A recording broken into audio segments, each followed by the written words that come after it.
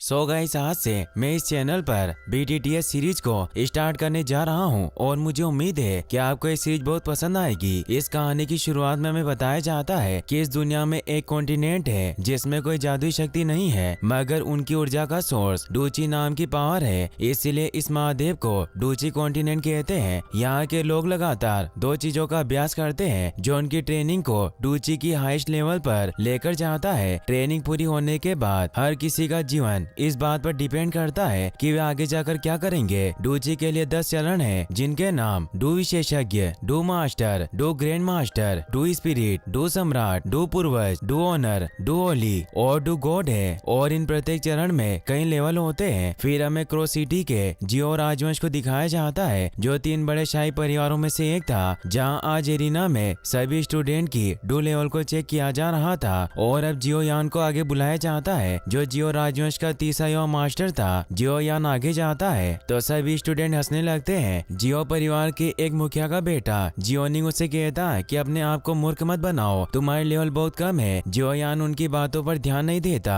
और ऊपर स्टेज पर आ जाता है, जहाँ डू स्तंभ पर अपनी लेवल को चेक करने के लिए हाथ रखता है, मगर उसका डू स्तर केवल 30 लेवल पर होता है, जो बहुत कम था। इसीलिए सभी उसका मजाक उड़ाते हैं, क्योंकि बचपन में उसे जीनियस कहा जाता है। उसकी पावर बचपन में ही 30 लेवल पर पहुंच गई थी और 11 साल की उम्र में उसने 10वें डूची स्तर को पार कर लिया था, मगर 3 साल पहले से उसकी पावर कम होने लग गई थी। इसीलिए स्टूडेंट बातें करते हैं कि वास्तव में अपने परिवार के लिए निकम्मा लड़का है। जियोनिंग कहता है कि अगर तुम कबीले के मुखिया के बेटे नहीं होते तो तुम्हें बहुत समय पहले ही अपने परिवार से निकाल दिया जाता। फिर अब टेस्ट के लिए जियो मेई नाम की लड़की को बुलाया जाता है। जियो यान उससे पूछता है कि क्या तुम सच में मुझसे नफरत करती हो, मगर वो कोई जवाब नहीं देती। जियो शर्म की वजह से मुंह नीचे करके वहाँ से जाने लगता है। तभी वहाँ जियो जूनियर आ जाता है, जो उसका हाथ पकड़कर कहती है कि तुम्हें परेशान नहीं होना चाहिए। जूनियर को टेस्ट के लिए बुलाया जाता है, इसीलिए वो जियो यान को कहती है कि तुम मेरा इंतजार करना। ये कहकर वो अपना लेवल चेक करने चली जाती है। वो जब अपनी लेवल चेक करती है तो उसका लेवल 9 होता है, जो बहुत ज्यादा था। इससे सभी हैरान रह जाते हैं और सब उसे देखने जाते हैं, मगर जियो यान वही खड़ा रहता है और मन ही मन में कहता है कि जूनियर मैं तुम्हारे लिए काफी खुश हूँ, मगर मैं तुम्हारे लिए अच्छा नहीं हूँ। तभी बारिश होने लगती है और हमें जियो फैमिली के मीटिंग हॉल को दिखाया जाता है, जहाँ जिया ली भी नाम का आदमी जियो परिवार के प्रमुख जान जियो को धमका रहा होता है, क्योंकि उनके बाजार को हड़पना चाहता था। जान जियो जिया लीबी को कहते हैं कि तुम हम पर दबाव नहीं डाल सकते, तो जिया लीबी हंसने लगता है और कहता है कि मेरे पास बहुत पैसे हैं, इसीलिए मैं और एओ बाबा मिलकर तुम्हारे बाजार और वुटेन सिटी के 2 परिवारों का प्रतिनिधित्व कर सकते हैं। और बाजार हमेशा अपने हाईएस्ट बोली लगाने वाले का होता है और हमारा ऑफर तुम्हारे ऑफर से 3 गुना ज्यादा है, इसीलिए तुम हमसे मुकाबला नहीं कर सकते और अगले साल जियो परिवार को क्रो सिटी छोड़नी होगी। इसे जान जियो के पहले और दूसरे एल्डर काफी गुस्सा होते हैं, जो 2 परिवारों के मुखिया थे, और उस पर हमला करने के लिए तैयार हो जाते हैं, मगर जान जियो उन्हें रोक लेता है और जिया लीबी को एक कार्ड दिखाकर बताता है कि मेरे बेटे जियो यान की शादी का प्रपोजल है। तो ऐसे जिया लीबी हैरान रह जाता है। जियो ली का साथी एओबा कहता है कि जियो यान तो वही है जिसने 11 साल की उम्र में 10वें डूची स्तर को पार कर लिया। जिया लीबी जब वो वेडिंग कार्ड पढ़ता है तो उसे पता चलता है कि जियो यान की शादी नालन येन रेन के साथ होने वाली है, तो ऐसे वो शॉक्ड रह जाता है। एओबा कहता है कि शादी का प्रस्ताव कब जारी हुआ, हमें इसके बारे में पता क्यों नहीं चला। जान बताते हैं कि बस एक छोटी सी बात थी, इसीलिए इसे पब्लिक करना जरूरी नहीं था। एओबा जिया लीबी को बताता है कि यूनलेन सेक्ट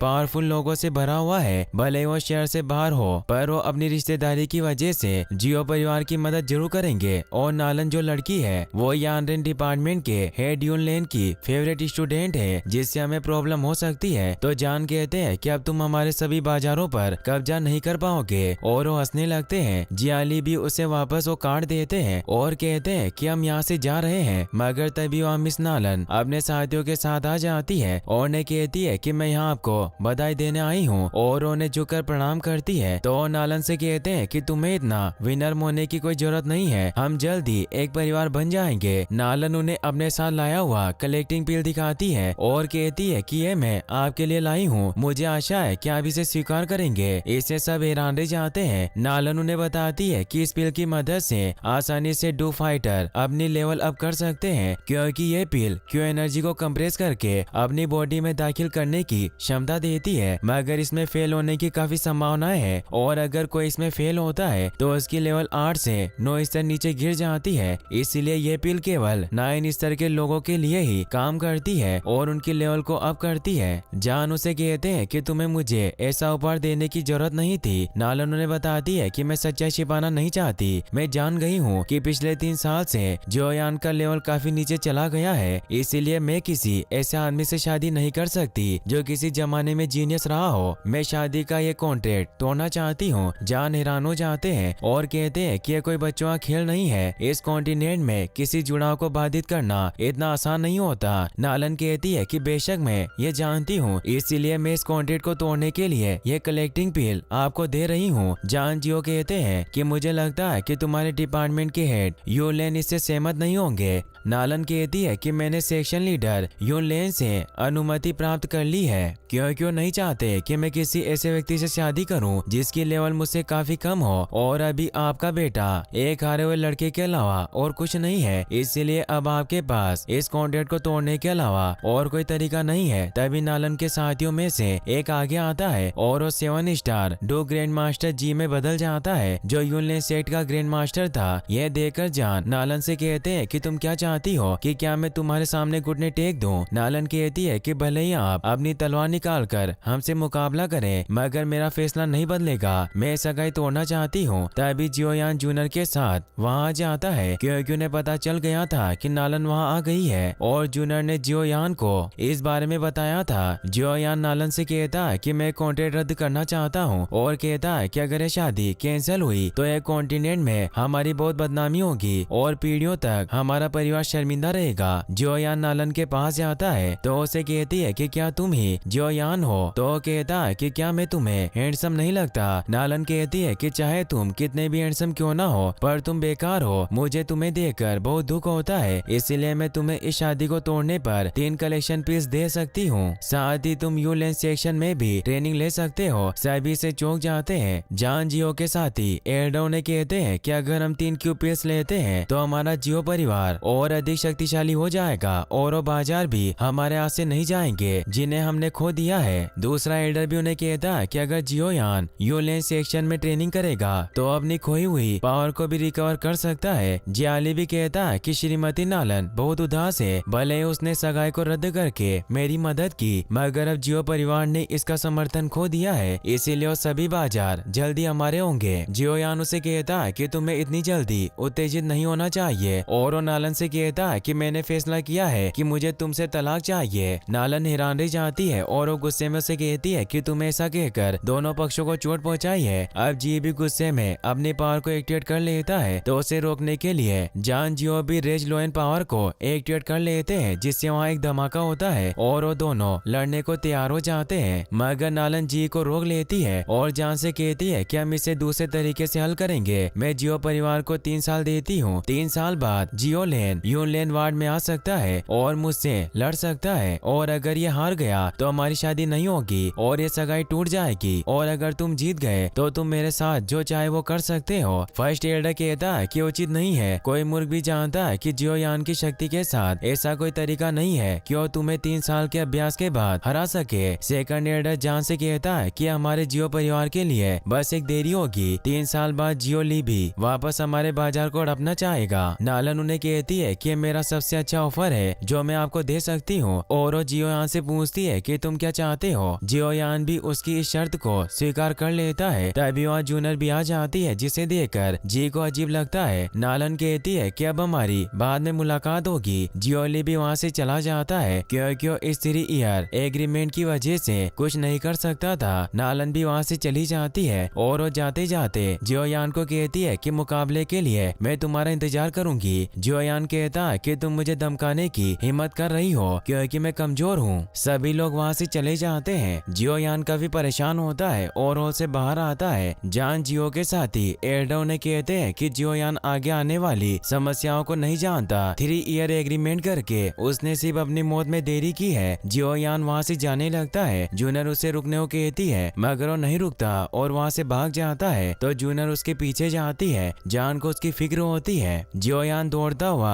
एक घर के पीछे आकर रुकता है। तभी वहाँ जूनियर जूनर भी आ जाती है जो उसे समझाने की कोशिश करती है, मगर उसकी बात नहीं सुनता और वहाँ से चला जाता है। वो निराश होकर आगे बढ़ रहा था, मगर तभी रास्ते में जियोनिंग अपने साथियों के साथ उसे रोक लेता है। वो कहता है कि मैं तुम्हारी राह देख रहा था। जियोयान वहाँ से जाने लगता है, मगर उसे जाने नहीं देते। जियोनिंग कहता है कि तुम्हें तो बहुत बड़ा जीनियस कहा जाता था, मगर तुमने बहुत बड़ी प्रॉब्लम क्रिएट कर दी। और अगर तुम ये सोच रहे हो कि हम सभी सिर्फ इसीलिए चुप हैं क्योंकि तुम्हारे पिता कबीले के मुखिया हैं, तो ये तुम्हारी गलतफहमी है। आज तुम्हारे फैसले की वजह से जियो परिवार को नुकसान हुआ, क्योंकि अगर तुम सही फैसला लेते तो आज हमारे पास 3 क्यू कलेक्टिंग पिल होती। और तुमने कभी सोचा है कि इन 3 सालों में हमारे जियो परिवार का क्या होगा? मुझे नहीं लगता कि तुम वास्तव में मिस नालन से लड़ सकते हो। जियोयान उसे कहता है कि तुम ये सब इसीलिए कह रहे हो क्योंकि तुम एल्डर के बेटे होने की वजह से वो कलेक्टिंग पिल हासिल कर सकते थे। अगर मैंने शादी का प्रस्ताव रद्द कर दिया होता। जियोनिंग इससे परेशान हो जाता है और उसे कहता है कि तुम दिखाना चाहते हो कि तुम नालन येन रेन के साथ लड़ सकते हो, तो तुम्हें अभी कोशिश करनी चाहिए। मैं देखना चाहता हूँ कि क्या तुम मुझे हरा सकते हो। जियोयान गुस्से में उस पर हमला करता है, मगर उसे कुछ नहीं होता और अपने हमले से उसे दूर कर देता है, जिससे सभी उसका मजाक उड़ाते हैं। जियोनिंग कहता है कि तुम्हारे पास बस इतनी पावर है। तभी वहाँ जूनर भी आने लगती है। जियोयान अपनी पावर को वापस से एक्टिवेट करके जियोनिंग पर हमला करने जाता है, मगर वो भी अपनी पावर को एक्टिवेट करके जियोयान को दूर फेंक देता है, मगर जूनर उसे पकड़ लेती है। जियोयान उसे कहता है कि तुम्हें मेरे पीछे नहीं आना चाहिए था, क्योंकि एक लड़की को पुरुषों के काम में इंटरफेयर नहीं करना चाहिए, और उसे चुप करवा देता है। जियोनिंग कहता है कि वास्तव में ट्राइब के मुखिया का बेटा महान है जो अपनी रक्षा के लिए लड़कियों की हेल्प लेता है। सभी हंसने लगते हैं। जियोयान को इससे और ज्यादा गुस्सा आ जाता है और अपने फायर पावर को एक्टिवेट करके उस पर हमला करने जाता है, मगर निंग उसे मुक्का मारकर दूर गिरा देता है, जिससे जियोयान के मुंह से खून निकल आता है और वो उठ भी नहीं पा रहा था। जूनर उसे संभालती है। निंग उसे कहता है कि तुम जीनियस होने के बाद भी इस तरह नीचे गिरे हुए हो। जूनर को उन पर गुस्सा आता है, इसीलिए वो उन्हें अपनी आंखें निकालती है, जिससे निंग डर जाता है क्योंकि जूनर की पावर काफी ज्यादा थी। इसीलिए वो अपने सभी साथियों से कहता है कि हम सभी को संभल कर चलना चाहिए। इतनी भीड़ वाली जगह में किसी को भी चोट लग सकती है। सभी हंसने लगते हैं, मगर वो सभी को हंसने से मना करता है और वहाँ से चले जाते हैं। जूनर जियोयान से पूछती है कि क्या तुम ठीक हो? जियोयान अपने मुंह का खून पोंछते हुए कहता है कि मैं ठीक हूँ, तुम मुझे अकेला छोड़ दो, और वहाँ से चला जाता है। जूनर को उसकी काफी फिक्र होती है, मगर उसके पीछे नहीं जा सकती थी। जियोयान रोता हुआ जंगल में चला जाता है। उसे अपनी पुरानी बातें याद आती है कि लेवल कम होने की वजह से सबने उसका मजाक उड़ाया और उसके पिता को नालन के सामने शर्मिंदा होना पड़ा। जियोयान दौड़ता हुआ एक जगह पर पहुंचता है जहां उसकी माँ की कब्र बनी हुई थी। वो वहां बैठकर रोने लगता है। यहाँ हम जान जियो को भी देख पाते हैं, जो भी वहीं मौजूद थे, जो मन ही मन में कहते हैं कि बेटे तुमने आज बहुत बहादुरी से काम लिया। तुमने अपने जियो परिवार को 3 साल का समय दिया खुद को मजबूत बनाने के लिए, इसीलिए मैं तुमसे बहुत इम्प्रेस्ड हूँ। मगर 3 साल बाद भी हमें अपना भाग्य भुगतना होगा, पर चाहे जो कुछ भी हो जाए तुम्हारे पिता तुम्हारे लिए जरूर लड़ेंगे। ये कहकर वहाँ से चले जाते हैं। जियोयान अभी भी रो रहा होता है और वो कहता है कि मेरे साथ ऐसा क्यों हुआ, मैं ऐसा क्यों हूँ। और वो अपनी माँ से कहता है कि 3 साल बाद जब मैं मरने के बाद आपसे वन में मिलूंगा तो आप मुझे देखकर निराश हो जाओगी और अब कोई चमत्कार ही मुझे बचा सकता है। तभी जियोयान को कुछ होने लगता है और उसकी रिंग ग्लो करके हाथ से बाहर निकल आती है। जियोयान को एक आवाज सुनाई देती है जो उसे कहती है कि बच्चे तुम इतने चिंतित क्यों हो। जियोयान हैरान हो जाता है, उसे कुछ समझ नहीं आता। वो आवाज उसे कहती है कि ये तुम्हारे लिए चमत्कार देखने का समय है, मगर तुम डरे हुए हो। और वो आत्मा सामने आती है जो उसे कहता है कि मैं याओ लाओ हूँ, मैं तुम्हारी मदद करूंगा। जियोयान उनसे पूछता है कि आप मेरी मदद कैसे करना चाहते हैं। तो याओ लाओ से कहते हैं कि अगर तुम डू कॉन्टिनेंट में किसी को हराना चाहते हो तो तुम क्या करोगे। सबसे इम्पोर्टेंट बात यह है कि आपके पास लड़ने के लिए पावर होनी चाहिए। फिर वो एक एक करके डूची के चरण को पार करेगा। सबसे पहले कोई डू मास्टर बनता है, फिर डू ग्रैंड मास्टर, और ऐसे ही वो अपना लेवल बढ़ाता रहेगा। और अगर तुम भी इस मेथड को फॉलो करो तो तुम अपनी टेक्निक की मदद से नालन से लड़ सकते हो। इस कॉन्टिनेंट में डू क्यू एक स्किल बन गई है। सबसे मजबूत से लेकर सबसे कमजोर तक 4 वर्ग और 12 स्तर होते हैं, जिनके नाम हेवन, अर्थ, ब्लैक और येलो है। और इन प्रत्येक वर्ग को 3 लेवल में डिवाइड किया गया है, जिससे 12 स्तर यानी लेवल बनती है। जियोयान उन्हें कहता है कि मैं इसके बारे में पहले से ही जानता हूँ। याओ लाओ लाओ से कहते हैं कि नालन की स्किल हाई लेवल ब्लैक पर है, मगर मैं तुम्हें इससे ज्यादा और कुछ भी सिखा सकता हूँ। जियो यान इससे खुश होकर कहता है कि क्या आप सच कह रहे हैं? तो याओ लाओ हमें जवाब देते हैं। जियो यान मन में सोचता है कि हाई लेवल स्किल्स बहुत कठिन होती है। साधारण लोगों के बीच सबसे मजबूत स्किल लेवल जर्दे तक होती है और कुछ शक्तिशाली परिवारों के पास ही केवल ब्लैक स्किल लेवल होती है। और जियो परिवार में सबसे स्ट्रॉन्गेस्ट स्किल लाइन फ्यूरी होती है और ब्लैक एवरेज स्किल को हर कोई नहीं सीख सकता,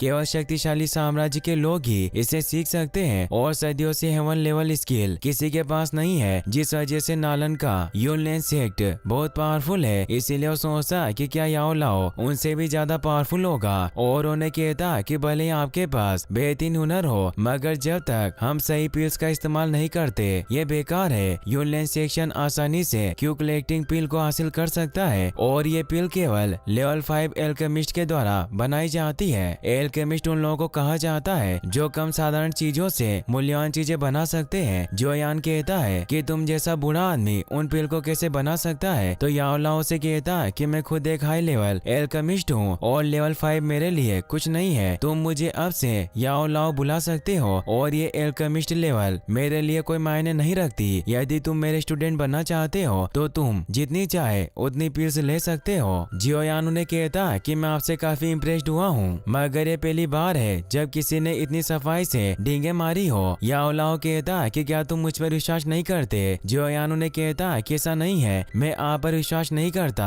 और आप जो कह रहे हो वो सच हो, मगर आपके पास इतना टैलेंट होने के बावजूद आप मेरी मदद क्यों करना चाहते हैं? इसीलिए मुझे आपकी बातें झूठी लगती है। याओ लाओ कहता है कि ऐसा इसलिए है क्योंकि पिछले 3 सालों से तुमने मुझे बहुत सी स्किल दी है। तो जियो यान इससे हैरान रह जाता है और उसे समझ आता है कि याओ लाओ उसकी अंगूठी में था, इसीलिए वो 3 साल से इतनी मेहनत करने के बाद भी उसका डू लेवल बढ़ाने की बजाय बहुत घटा। याओ लाओ जियो यान से कहते हैं कि तुम वास्तव में बहुत होशियार हो, मगर मेरे पास 3 साल तक डूची को अवशोषित करने के अलावा और कोई विकल्प नहीं था क्योंकि मेरी सोल बहुत कमजोर थी। जियो यान को इससे गुस्सा आता है और उन्हें कहता है कि तुमने मेरी जिंदगी बर्बाद कर दी। याओ लाओ से कहता है कि तुम इतने गुस्से में क्यों हो? तो जियो यान शांत हो जाता है और कहता है कि मैं भूल गया था कि मैं किसी को हरा नहीं सकता। वो कहते हैं कि तुम्हें उम्मीद नहीं छोड़नी चाहिए, 1 साल में शायद मैं तुम्हें मजबूत बनाने में मदद कर सकता हूँ। जियो यान उन्हें कहता है कि मैं आपसे ज्यादा कुछ नहीं पूछना चाहता, बस आप मुझे ये बताएं कि क्या आप 1 साल में मुझे लेवल 7 तक पहुँचने में मदद कर सकते हैं? मैं उसके बदले में तुम्हें मेरी डूची को अवशोषित करने के लिए माफ कर दूंगा। याओ लाओ कहता है कि तुम्हारी योजना बहुत अच्छी है और अब से मैं तुम्हारा मास्टर हूँ, इसीलिए तुम मुझे मास्टर बुलाना।